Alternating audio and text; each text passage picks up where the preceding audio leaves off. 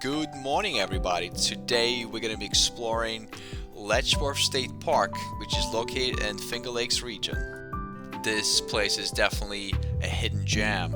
I have recently found out about it and I couldn't wait to see it. We're going to start our journey today by the upper falls and the bridge. The original bridge was built in 1852, and in 1999 it was replaced by a new arch design which was less restrictive for the river. Right behind the parking lot there's a hiking trail that it starts right here and it goes for about 17 miles. Now there are two options. You can drive those 17 miles and stop at the overlooks, or you can hike the whole thing. One thing I would say, if you just wanted to get a beautiful view of the waterfall, I don't know if it's worth it coming down those steps here, because I wasn't too. There were nice views, but I think the views from the other overlooks are a lot better. And I'll be honest, it was a little challenging for us because we just did the Buttermilk Falls yesterday, and going up those stairs were a little tough at this point. But you know, if you really like the challenge, you can definitely do it. We were certainly tempted to do this 17-mile hike, but I think we're just gonna drive along this road and enjoy the scenery today. It's pretty interesting how in certain parts of the park you see a lot more fall colors, but if you like, we're driving through here, it looks all green.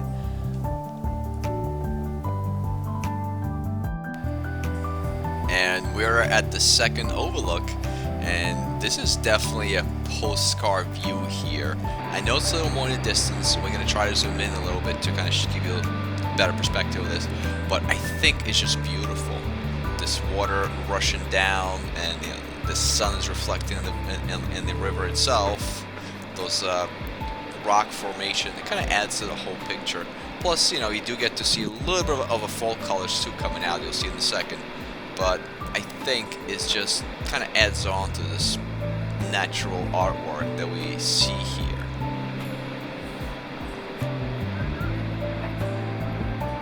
I was surprised to see how many people are here today, but it is a nice day today. Today is October 1st, and it's very unseasonably warm. It's around mid-70s, so it's something you wouldn't expect on October 1st around this region.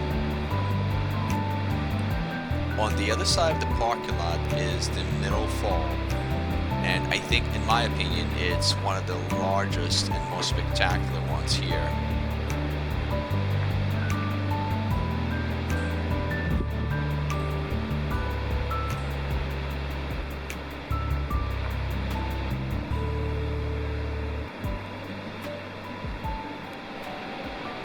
There's a very interesting legend that's associated with this waterfall. So if the water flow is right and some of the rocks are exposed, which you can see on the side is the profile of the Native American chief. And the legend says that he's actually watching over the gorge. Since we're on a history topic, let's talk about the story of Letchworth State Park. It used to be home of Native American tribe called Seneca prior to American Revolutionary War. They used to refer to the land around the canyon as the Vale of Three Falls. The middle fall was believed to be so wondrous it made the sun stop at midday. In 1858, William Pryor Letchworth, a rich Buffalo industrialist, first sold the canyon, and by 1859 he purchased 190 acres of land near the falls. He also began the construction of his Glen Iris estate. Being able to drive from one overlook to the other makes it a lot easier to explore this area. But let's get back to the story of Letchworth State Park. By purchasing this land, he successfully halted plans to install a hydroelectric dam in the gorge that would alter the flow of the river and diminish the flows in the large waterfalls. Letchworth enlisted the services of landscape artist William Webster to design winding paths and roadways, rustic bridges, lakes, and sparkling fountain. They certainly did an amazing job designing the pathways and everything around here without disturbing the natural beauty, but at the same time making it easier to explore.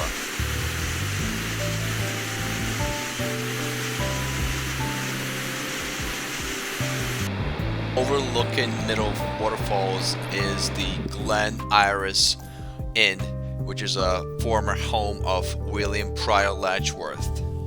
His home was his refuge from his day-to-day business operations.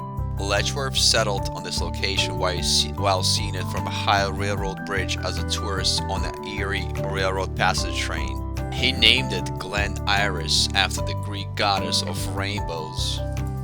In 1914, Letchworth Estate became a country inn and grew to become the center of a thriving state park. I am certainly surprised why this place is not as famous as other places around, because it's truly the Grand Canyon of New York. And I've never been to a Grand Canyon in Nevada, but what I can see from pictures and movies, I think this place comes pretty close.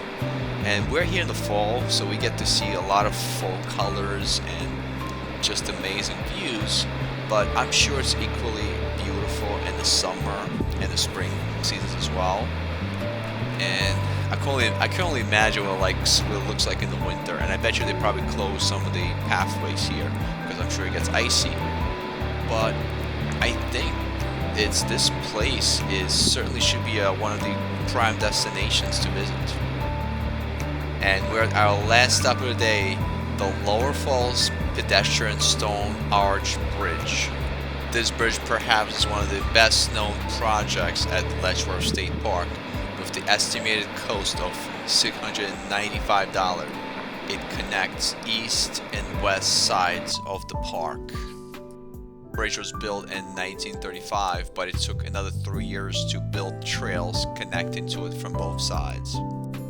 One thing we did not realize is how long this park is at this trail and how many more things here to explore. We're gonna stop here. There are a few more things to explore at this trail, but unfortunately we're gonna have to head back because we had other plans later on.